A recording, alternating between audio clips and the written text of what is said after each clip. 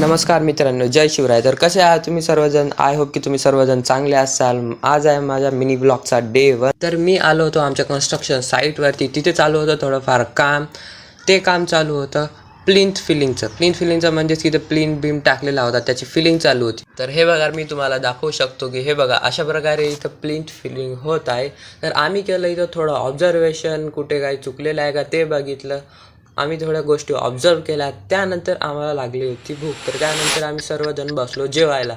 आम्ही सर्वांनी जेवण करून घेतल्यानंतर भाई यांचा झाला गेम खेळणं सुरू. हे सर्वजण बसले गेम खेळायला. तर या साईटवरचं काम झालं होतं पूर्ण. तर आम्ही निघालो होतो दुसऱ्या साईटवरती.